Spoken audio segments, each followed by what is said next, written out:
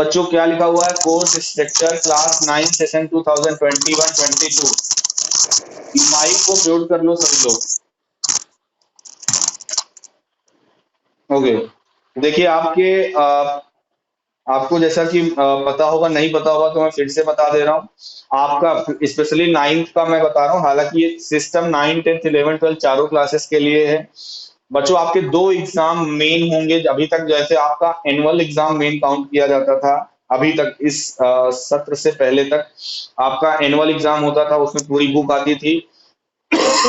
9th का ऐसा pattern रहता था, लेकिन इस सेशन से सीबीएसई ने किया क्या है, आपके सिलेबस को 2 पार्ट में डिवाइड कर दिया गया, जिसको सीबीएसई ने पहले पार्ट को फर्स्ट टर्म और दूसरे पार्ट को सेकेंड टर्म के नाम से जाना गया है। पहले पार्ट का जो आपका पेपर होगा वो 40 नंबर का होगा बच्चों। जो पेपर होगा आपका नवंबर में, वो 40 नंबर का पेपर होगा, वो 80 नंबर का पेपर नहीं होगा। और दूसरी चीज, ये जो 40 नंबर का पेपर होगा वो पूरा का पूरा एमसीक्यू बेस्ड रहेगा। मतलब चाहे आप स्कूल से भी अगर आके देते हो तो भी जो पेपर होगा बच्चों वो एमसीक्यू बेस्ड रहेगा, 40 नंबर का रहेगा। और पेपर की टाइमिंग रहेगी 90 मिनट्स। आप देख पा रहे हो ऊपर लिखा भी है 1 पेपर 90 मिनट। ये सभी सब्जेक्ट के लिए बच्चों, ये केवल मैथमेटिक्स के लिए नहीं, ये सभी सब्जेक्ट के लिए है। 90 मिनट का पेपर होगा, 90 मिनट का पेपर होगा। सभी सब्जेक्ट में एमसीक्यू रहेंगे फर्स्ट टर्म में। ये सीबीएसई ने गाइडलाइन दी हुई है सभी को। फर्स्ट टर्म का जो एग्जाम होगा वो टोटली एमसीक्यू बेस्ड होगा, 90 मिनट का होगा। अब आते हैं थोड़ा सा आपके सिलेबस पे आते हैं, ठीक है। ऐसा सभी सब्जेक्ट में है, जैसे आप मैथमेटिक्स में देख रहे हो, ऐसा हिंदी में, इंग्लिश में, साइंस में, सोशल में भी बिल्कुल इसी तरीके से है। ओके, तो सबसे पहले आप देख लीजिए, यूनिट नेम दिया हुआ है, 6 यूनिट से दिया हुआ है। ये 6 चैप्टर नहीं है, ये यूनिट है। इसलिए मैं तो यही कहूंगा कि बस आप इसको ना समझो तो ज्यादा बेटर है। मैं सीधा चैप्टर के नाम पे आऊंगा, उस पर आप ज्यादा फोकस करना। ध्यान रखिएगा, पेपर आपका 50 नंबर का है, 40 नंबर का आपका एमसीक्यू रहेगा और 10 नंबर का आप देख रहे होगे लिखा हुआ है इंटरनल असेसमेंट, लिखा हुआ है लास्ट में। इंटरनल असेसमेंट में क्या होता है उसको भी आगे अभी हम डिस्कस करेंगे।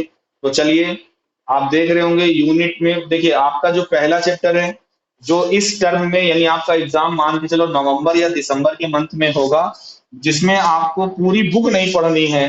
आधा आपको अभी पढ़ लेना है, आधा आपको बाद में पढ़ना है। अभी तक ऐसा नहीं था बच्चों।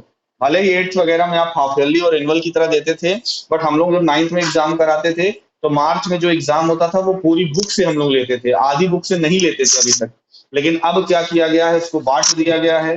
तो जो पहले टर्म में यानी कि जो आपका नवंबर में एग्जाम होगा, जो एमसीक्यू बेस्ड रहेगा, उसमें जो आपके यूनिट्स आएंगे, जो चैप्टर आएंगे, तो पहला आपका पहला चैप्टर आएगा नंबर सिस्टम। कौन सा? Number system. पहला चैप्टर आपका रहेगा नंबर सिस्टम। इसमें टॉपिक्स भी दिए हुए हैं, आप चाहो तो सर्कुलर ग्रुप पे भेजा गया है, आप मिला भी सकते हो कि जो जो टॉपिक आपने पढ़ा हुआ है वही है, या कुछ उसमें से भी हो सकता है घटाया गया हो, ये भी पॉसिबिलिटी हो सकती है। बढ़ाया नहीं गया होगा, घटाया ही गया होगा। अब ऐसी भी पॉसिबिलिटी हो सकती है। तो उसमें से कुछ टॉपिक को फिलहाल मैंने जो देखा तो पहले चैप्टर में से ऐसा कोई टॉपिक नहीं है जो कि घटाया गया हो। जितना आपने पढ़ा है उतना उसमें है, नंबर सिस्टम में, है ना। तो पहले टर्म में आपके जो जो चैप्टर आ रहे हैं वो मैं बता रहा हूँ। एक पहला चैप्टर आएगा नंबर सिस्टम। फिर बच्चों दूसरा आपका आएगा linear equation in two variable. आप ध्यान दीजिए, आपकी बुक में शायद पॉलिनोमियल नाम से दूसरा चैप्टर होगा। हाँ, लेकिन आपका पॉलिनोमियल जो चैप्टर है बच्चों वो फर्स्ट टर्म में नहीं आएगा, वो आपका सेकेंड टर्म में पूछा जाएगा। इसलिए फर्स्ट टर्म में पॉलिनोमियल नहीं आएगा। फर्स्ट टर्म में सेकेंड चैप्टर जो आपका है वो है linear equation in two variable, जो कि आप लोग पढ़ चुके हो, राइट। ओके, चैप्टर नंबर 2 हो गया। उसके बाद बच्चों आते हैं चैप्टर नंबर 3 पे। चैप्टर नंबर 3 क्या है? Coordinate geometry. चैप्टर नंबर 3 क्या है बच्चों? है ना, तो कोऑर्डिनेट ज्योमेट्री पढ़ चुके हो आप लोग। ओके, कोऑर्डिनेट ज्योमेट्री के बाद बच्चों जो अगला चैप्टर आता है, देखिए 3 चैप्टर आपके पास हो चुके हैं। कोऑर्डिनेट ज्योमेट्री हो चुका है। अब आते हैं अगले चौथे चैप्टर पे। तो देखिए चौथा चैप्टर कौन सा है? अ, चौथे चैप्टर पे आते हैं, देखिएगा अभी। वैसे मेरे पास तो खैर लिखा हुआ रखा हुआ है, फिर भी मैं स्क्रीन पे आपको दिखा दे रहा हूँ। कोऑर्डिनेट ज्योमेट्री के बाद आप देख रहे होगे, आपका जो चौथा चैप्टर है वो कौन सा है? लाइंस एंड एंगल, देख रहे हो सभी लोग? Okay. And the next chapter is triangle. पांचवा चैप्टर आपका क्या है? ट्राइंगल है, ठीक है। ओके, ध्यान दीजिएगा, जो पांचवा चैप्टर था इंट्रोडक्शन टू यूक्लिड ज्योमेट्री, वो टोटली हटा दिया गया, वो सिलेबस में नहीं है अब। तो ट्राइंगल में देखिए, ट्राइंगल में ये टॉपिक्स जरूर आप देख लीजिएगा, उन्हीं चीजों को हम डिस्कशन करेंगे जो यहाँ पे मेंशन्ड है। Motivate, motivate, motivate, prove, motivate, motivate, ये सारे पॉइंट्स जो लिखे हुए हैं, इन्हीं पर हम लोग ट्राइंगल पे डिस्कशन करेंगे। और आपको याद होगा, मैंने डायरेक्टली हेरॉन्स फार्मूला पे भी मैं आ गया था, और कुछ लोगों ने कहा था सर डायरेक्टली 12th चैप्टर पे क्यों आ गए। मैंने कहा था ये चैप्टर इंपॉर्टेंट है आपको, देखिए ये चैप्टर आपको फर्स्ट टर्म में मिल रहा है कि नहीं? हेरॉन्स हेरॉन्स फार्मूला आपको फर्स्ट टर्म में ही मिल रहा है। अच्छा ये बताइए, अभी आपके पास 6 चैप्टर लिख लिए गए हैं, राइट? सातवां जो चैप्टर है बच्चों वो है स्टैटिस्टिक, चैप्टर नंबर 14 आपकी बुक में होगा, स्टैट्स, है ना? तो चैप्टर नंबर 14 यानी स्टैटिस्टिक आपका सातवां चैप्टर होगा। तो अब आप मेरे को ये बताइए, इन सातों चैप्टर में बस केवल 7 चैप्टर आपके फर्स्ट टर्म में आएंगे बच्चों। कितने? 7 चैप्टर आपके फर्स्ट टर्म में आएंगे। अब मेरे को ये बताइए, इन 7 चैप्टर में से आपने कितने चैप्टर अभी आज की डेट पे नहीं पढ़े हैं? बताइए। हाँ, देखिए, देखिए फर्स्ट टर्म में जो आपके पास 7 चैप्टर हैं जिनसे एग्जाम में पूछा जाएगा, पहला चैप्टर नंबर सिस्टम, दूसरा चैप्टर क्या है? Linear equation, linear equation in two variable. ये आप सभी लोग नोट जरूर कर लीजिए, नहीं पता चला एग्जाम में कहाँ से तैयारी करो पता ही ना चले। तीसरा चैप्टर बच्चों क्या है? कोऑर्डिनेट ज्योमेट्री है। तीसरा चैप्टर क्या है? Coordinate geometry, coordinate geometry. चौथा चैप्टर बच्चों क्या है? Lines and angles, lines and angles. पांचवा चैप्टर आपका क्या है बच्चों? ट्रायंगल। छठा चैप्टर आपका क्या है? हेरोन्स फॉर्मूला, जो कि हम लोग पढ़ रहे हैं, हेरोन्स फॉर्मूला। और सातवां चैप्टर बच्चों आपका क्या है? Stats, statistic. ठीक है, चैप्टर नंबर 14 आपकी बुक में होगा। ये 7 चैप्टर हैं, इन्हीं इन्हीं से टर्म 1 यानी कि नवंबर दिसंबर में जो पेपर आपका होगा, नवंबर या दिसंबर महीने में या इन दोनों के बीच में, तो इन्हीं 7 चैप्टर में से क्वेश्चन पूछे जाएंगे। और ये 7 चैप्टर आपको फिर एनुअल में नहीं पूछे जाएंगे। क्लियर है? आज ये पूरा का पूरा एमसीक्यू रहेगा।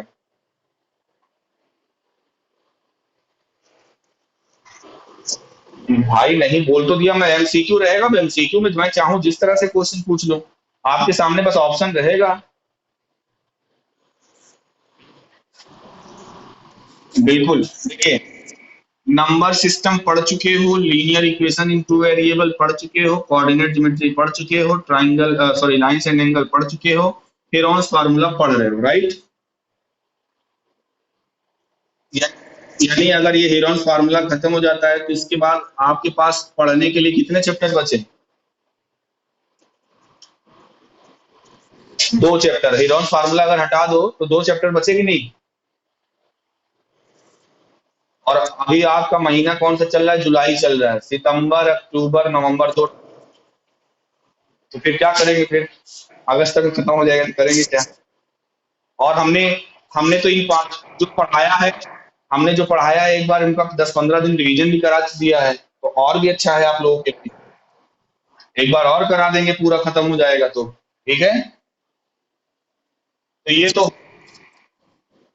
ओके, ये तो हो गया। अब आते हैं टर्म 2 में। तो अगर ऐसा रहेगा तो कुछ चैप्टर टर्म 2 के भी पढ़ा देंगे, भले ही वो। हाँ, तो टर्म 2 में पहला चैप्टर है पॉलिनोमियल। टर्म 2 में जो पहला चैप्टर है बच्चों वो क्या है?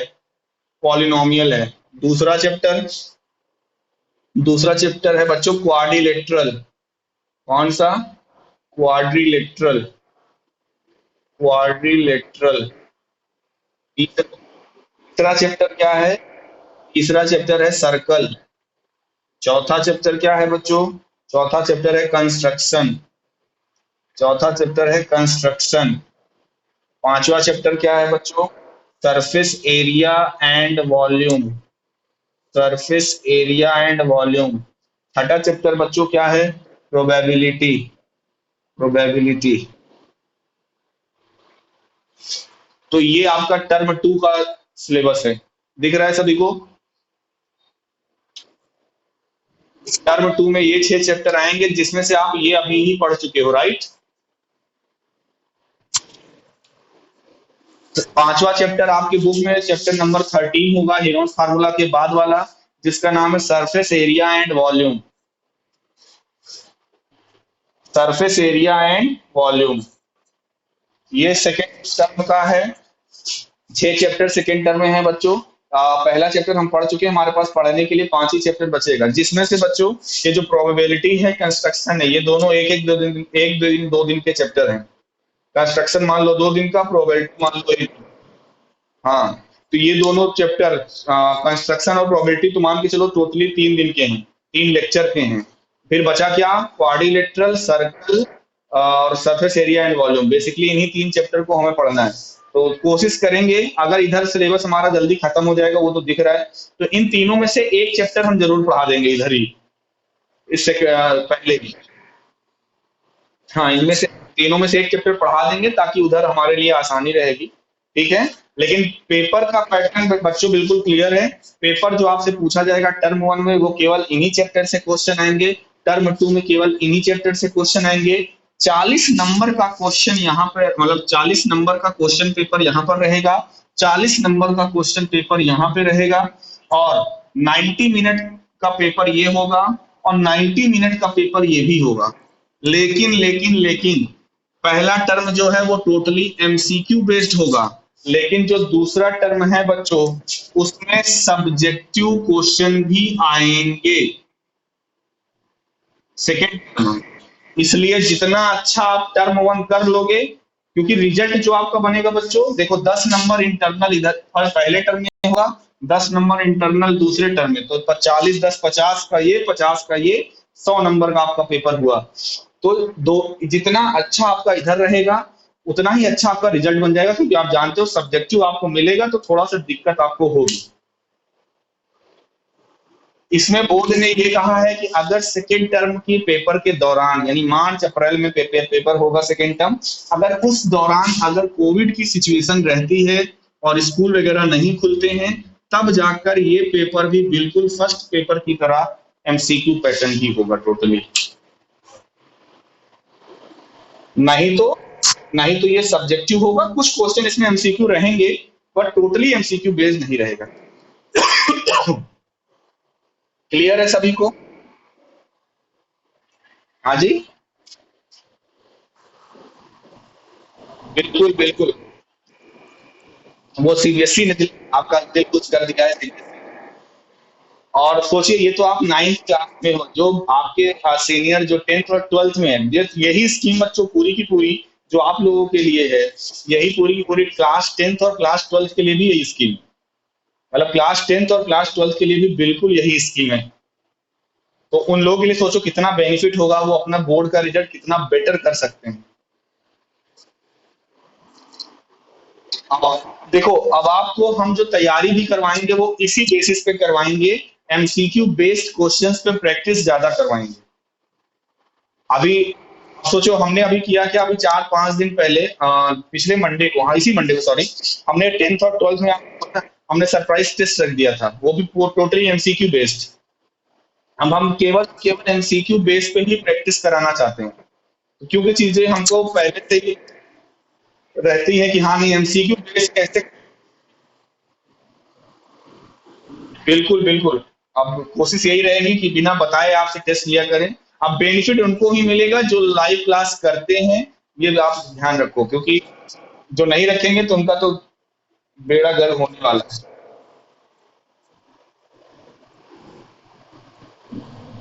हो सकते हैं, क्यों नहीं हो सकते। जो 20 नंबर का टेस्ट हुआ था, उस 20 नंबर को आप 5 में, 2 में, 3 में कन्वर्ट कर सकते हैं ना। अभी तो आपके यूनिट टेस्ट खैर होंगे। मैं आपको एक बार इंटरनल असेसमेंट का स्क्रीन शेयर कर दे रहा हूँ। इंटरनल असेसमेंट का क्या प्रोसीजर है, जो 10-10 नंबर आप। हाँ बेटा बोलो, क्या बोल रहे हो।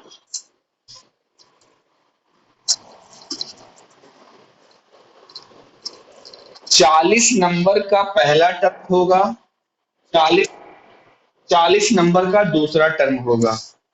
80 नंबर हुआ ये आपको, ये थ्योरी पेपर कहलाएगा। 10 नंबर इंटरनल असेसमेंट का पहले टर्म से, और 10 नंबर इंटरनल असेसमेंट का दूसरे टर्म से। यानी टोटली देखा जाए तो आपका जो पहला टर्म है उससे कितने नंबर रिजल्ट में चढ़ेंगे, 50 नंबर। और इसी तरह से दूसरे टर्म में से भी कितने नंबर चढ़ेंगे, 50 नंबर। ये 50 कैसे ब्रेक हुआ है, 40 + 10। 40 नंबर का पेपर होगा, 10 नंबर इंटरनल असेसमेंट होगा। यहाँ पर भी 40 + 10।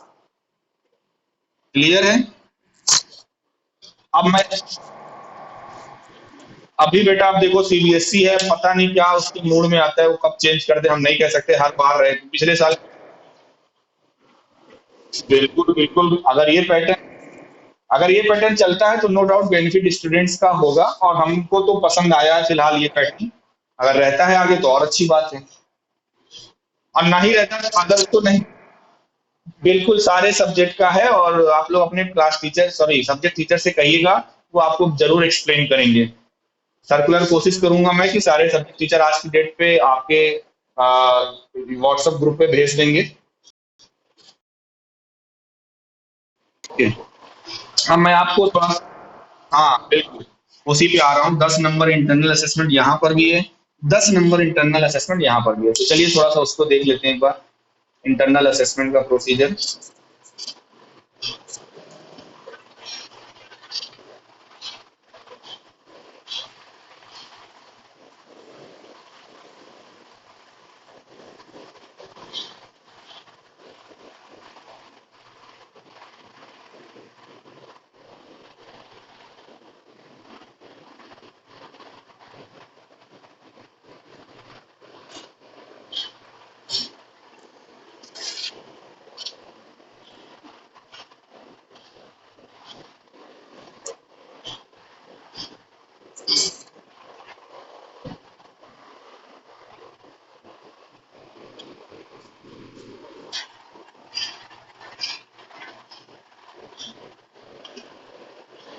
दिख रहा है बच्चों कुछ, ये सेकेंड टर्म का इंटरनल असेसमेंट का प्रोसीजर मैं आपको भी खोला हुआ हूँ, क्योंकि इसके नीचे फिर क्लास 10th स्टार्ट हो जा रहा है।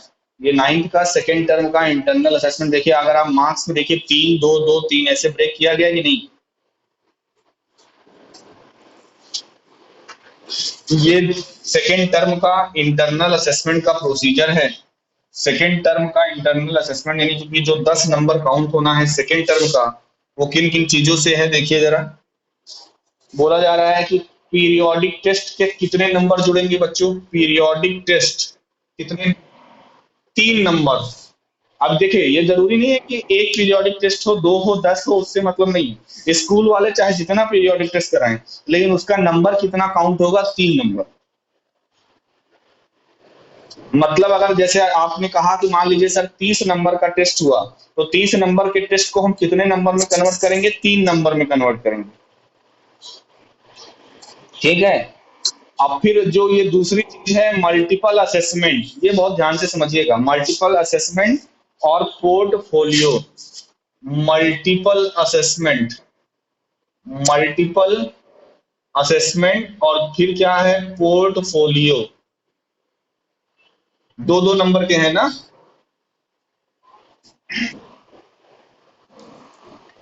हम देखिए मल्टीपल असेसमेंट में क्या है, कई बार जैसे मल्टीपल असेसमेंट में ये आता है क्लास टेस्ट। या कई सारे तरीके, कुछ अब अपना अपना सब्जेक्ट टीचर जैसे मान लो कभी प्रोजेक्ट वर्क दे दिया कुछ, या मल्टीपल असेसमेंट क्लास में ही मैंने किसी से पूछ लिया, बताओ बेटा इसका आंसर क्या होगा, जस्ट लाइक क्विज करा लिया, क्लास में कोई टेस्ट ले लिया, जैसे अभी मैं सरप्राइज टेस्ट की बात कर रहा था। तो असेसमेंट अगर ड्यूरिंग क्लास, लाइव क्लास के दौरान जो असेसमेंट होता है, मतलब टीचर जो क्वेश्चन बच्चों से पूछता है और उस पर बच्चा जो रिप्लाई देता है। Yes yes yes yes yes, बिल्कुल। क्लास परफॉर्मेंस ही है ये। अब आते हैं पोर्टफोलियो पे।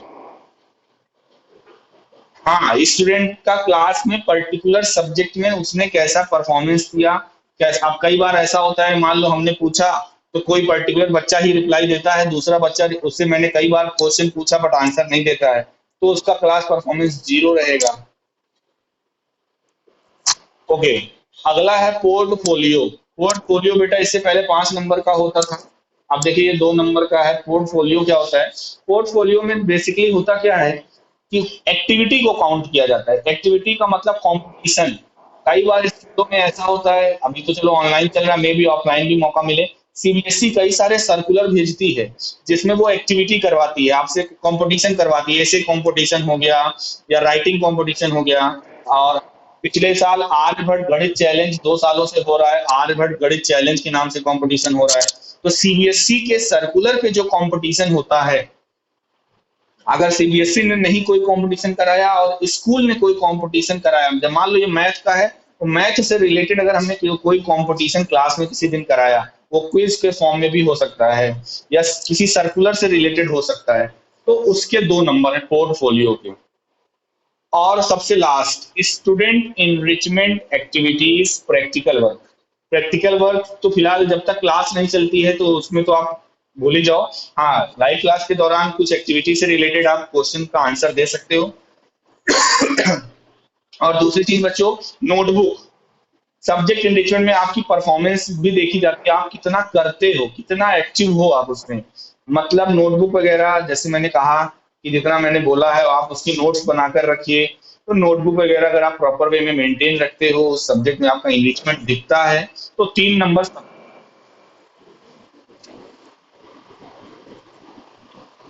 हाँ, तो सब्जेक्ट मान के चलो ये टोटली आपका नोटबुक और प्रैक्टिकल वर्क से रिलेटेड है फिलहाल अभी के लिए। तो नोटबुक से रिलेटेड है सब्जेक्ट एनरिचमेंट। क्लियर है सभी को? ये 10 नंबर हो गए ना। और लगभग बिल्कुल इसी से मिलता जुलता ही आपको मैं फर्स्ट टर्म का भी दिखा दे रहा हूँ। फर्स्ट टर्म का भी जो इंटरनल असेसमेंट है, मेरे ख्याल से बिल्कुल यही पैटर्न होगा। देख लेते हैं कोई चेंजेस तो नहीं है फर्स्ट टर्म वाले पे।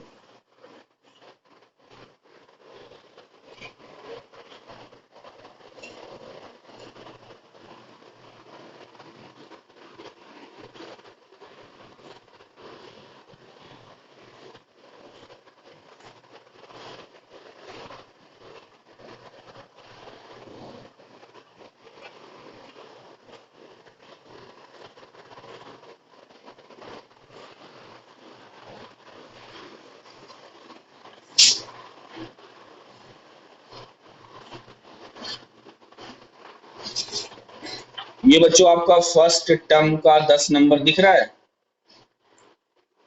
वही है ना, periodic. Periodic test, multiple assessment और सब्जेक्ट एनरिचमेंट, तो 10 नंबर का यही। क्लास टेस्ट नहीं, जो गूगल फॉर्म वगैरह पे टेस्ट कराते हैं ना, वो आएगा। क्लास टेस्ट वगैरह आप मल्टीपल असेसमेंट और पोर्टफोलियो के लिए छोड़ दो, जो 4 नंबर आपको दिख रहा है।